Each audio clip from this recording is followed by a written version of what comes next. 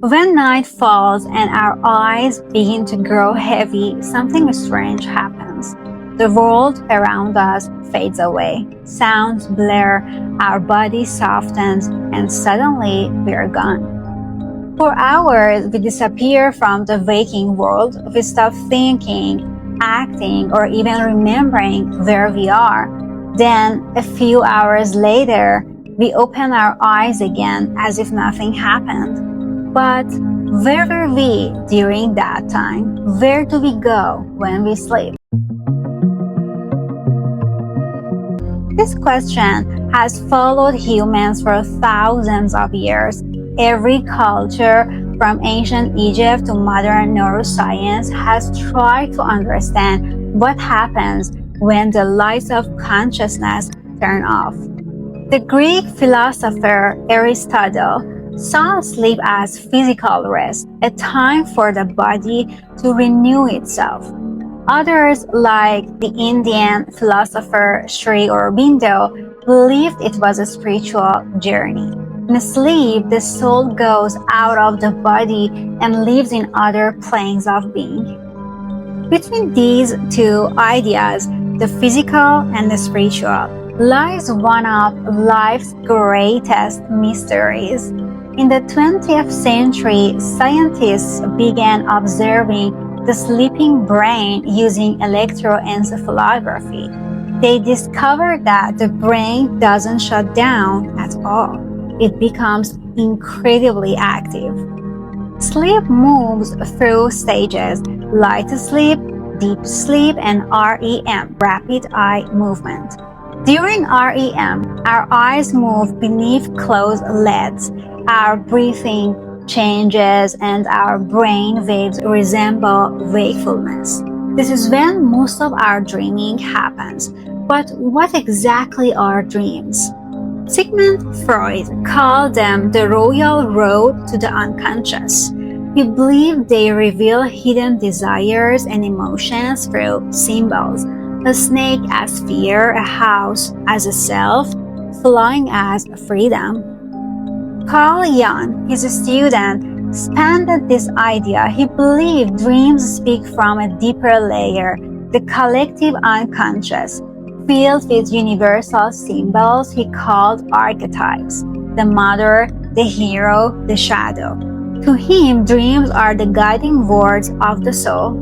Modern neuroscience, however, sees dreams differently. Researchers like Alan Hobson propose the activation synthesis theory. Dreams are the brain's attempt to make sense of random neural activity during REM. Yet other scientists, like Ernest Hartman, found that dreams help us process emotions, especially fear or grief, a kind of overnight therapy. So again, two views. One sees dreams as messages from the soul. The other sees them as the brain organizing chaos into meaning. Still, neither fully answers the question, where do we go when we sleep? When we dream, it can feel as if we've entered another world. We see faces, feel emotions, and visit places that don't exist. Sometimes we realize we are dreaming, a lucid dream, where the dreamer becomes conscious inside the dream.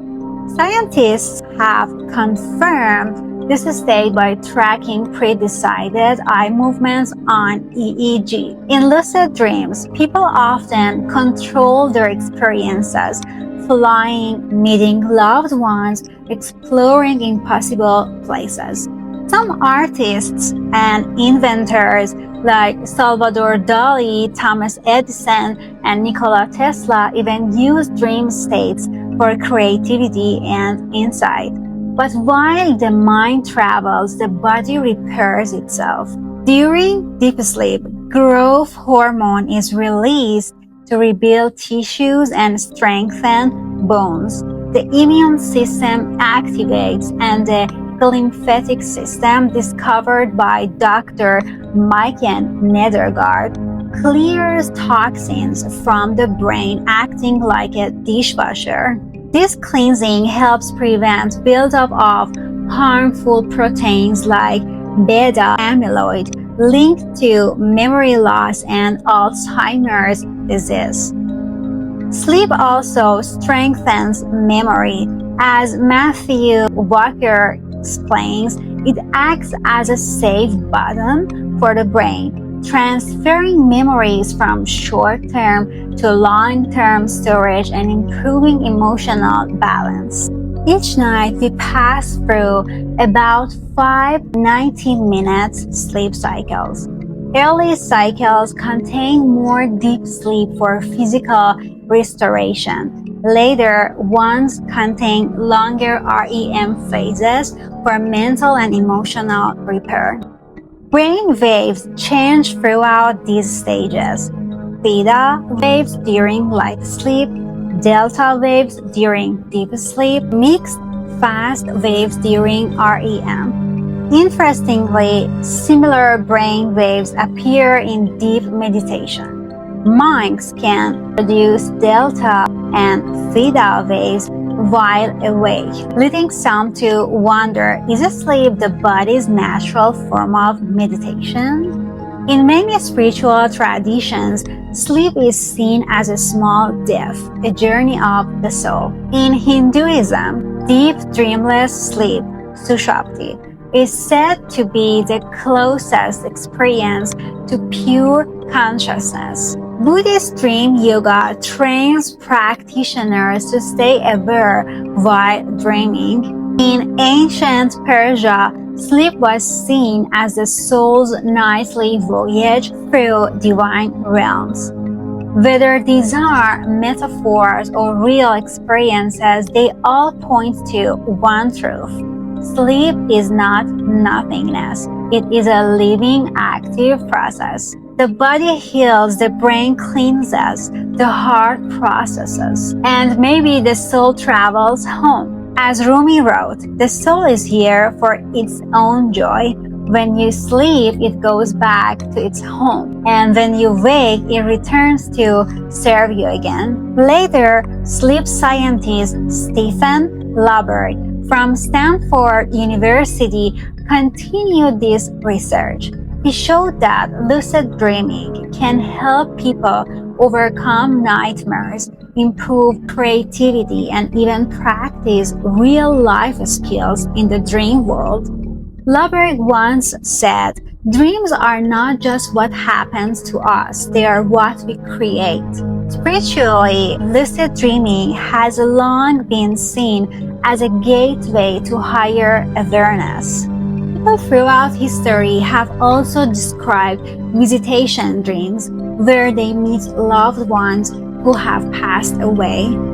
Psychologists see this as emotional closure, but many who had such dreams insist they felt more real than waking life. Carl Jung himself had such an experience. After his mother's death, he dreamed of her dressed in white, radiant, and peaceful. He later said, "That dream was more real to me than many waking experiences." Maybe dreams at times are bridges connecting our world with the unseen. Dreams don't just show us our fears, they can also heal them. Some therapists use dream analysis to help people understand themselves. By writing down and reflecting on dreams, we can uncover hidden patterns in our thoughts and emotions. For example, someone who often dreams of being trapped might realize they feel stuck in a job.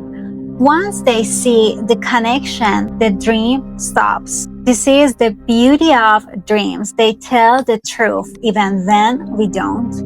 Modern sleep researchers agree that without dreams, our minds would become unstable. Dreams act like emotional maintenance, keeping our psyche balanced.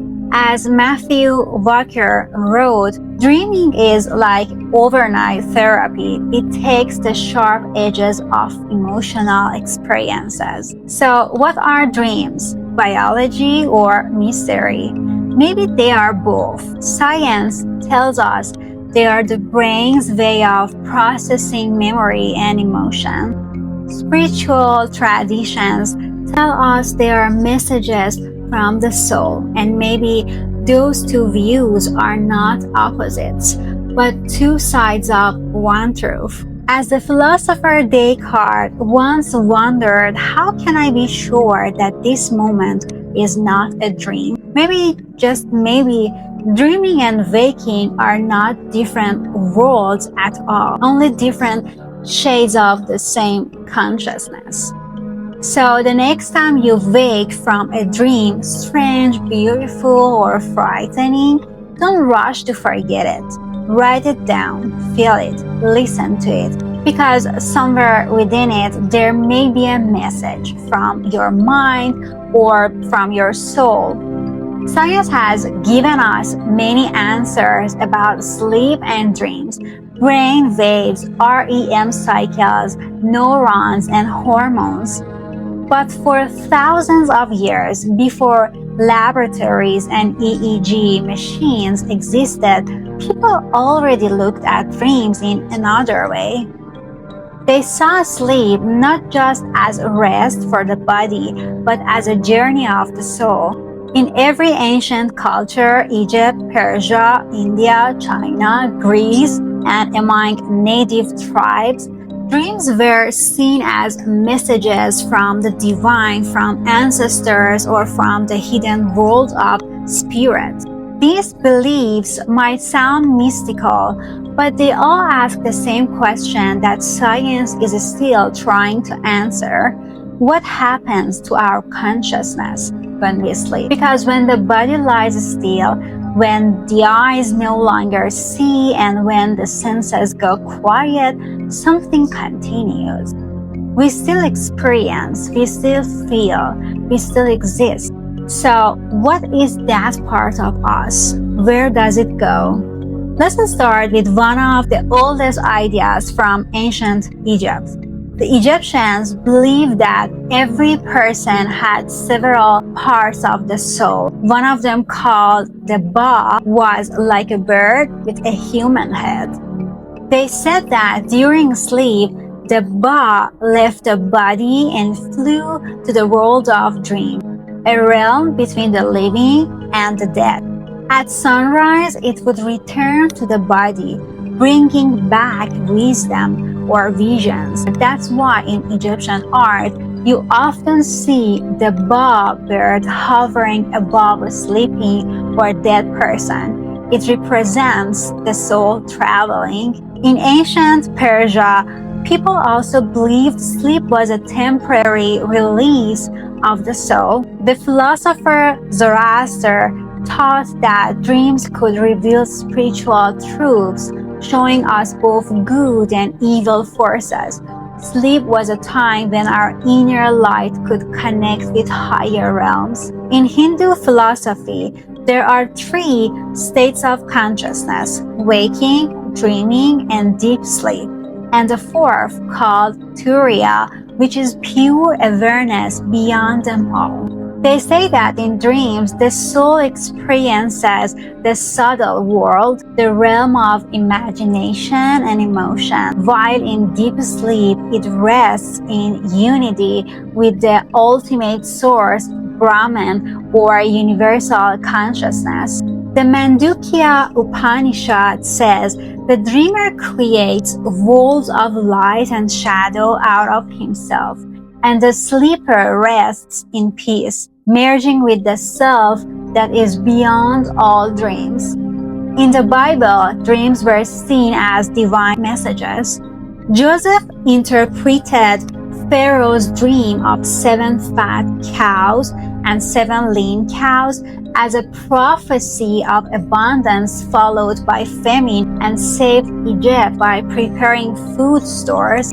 In Islamic tradition, dreams are divided into 3 types. True dreams believed to come from God, dreams from the self, which reflect our own thoughts and emotions, dreams from Shaitan, which cause fear or confusion. The Prophet Muhammad called true dreams one part of 46 parts of prophecy. In Native American and Aboriginal cultures, dreams are seen as the meeting place between the physical and spirit worlds. The Australian Aboriginal people call this dream time, a timeless dimension where creation continues and where every soul can visit the origins of existence. These ideas all carry one essence. Sleep is not a pause in life, but a passage, a nightly return to the unseen world. Interestingly, modern anatomy points to something that bridges both science and spirit, the pineal gland. It's a tiny pine cone-shaped gland deep in the brain that produces melatonin, the hormone that controls sleep and wake cycles.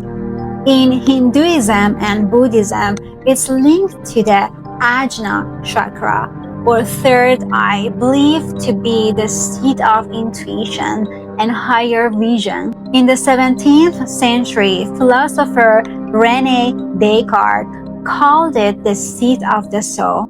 Some modern thinkers suggest that during deep sleep or meditation, this gland may release chemicals that allow the brain to experience dreamlike or spiritual states.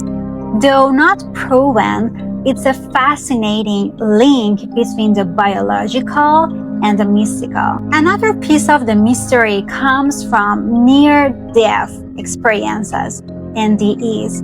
Many people who were clinically dead for a few minutes described experiences similar to dreams, floating above the body, moving through light, meeting loved ones, or feeling deep peace. Could it be that the same consciousness that travels in dreams also moves freely at death? That's why some traditions call sleep the little death.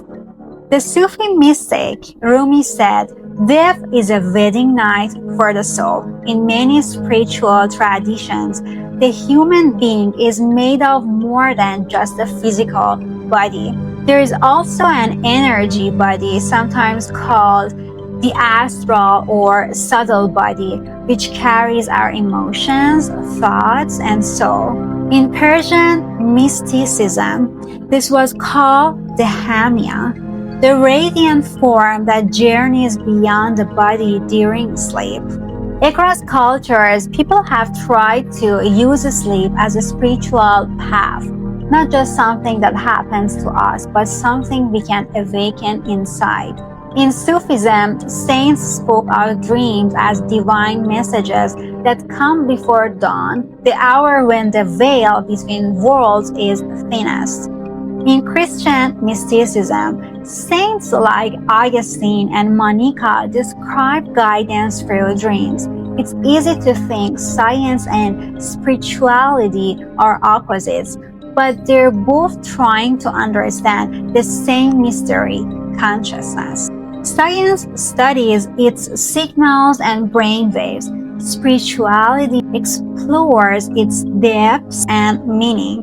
Maybe they are two hands of the same body, one measuring, the other feeling. When we fall asleep, we enter that space between them, where science ends and spirit begins. Our body obeys biology, our mind processes emotions, and our consciousness moves through invisible landscapes. As the physicist Erwin Schrödinger said, consciousness cannot be accounted for in physical terms, for consciousness is the basis of all reality. Maybe dreams are not unreal, maybe they're the foundation of everything real. Maybe sleep is not the shutting down of life, but its return to the source that created it. As you close your eyes, imagine this. Your body will rest, but your soul may rise, not to escape, but to remember where it came from. And when you wake, perhaps that quiet glow in your chest, That peaceful feeling before your first thought is your soul returning, bringing back a little light from where it's been. If you enjoyed this story, don't forget to like and subscribe for more.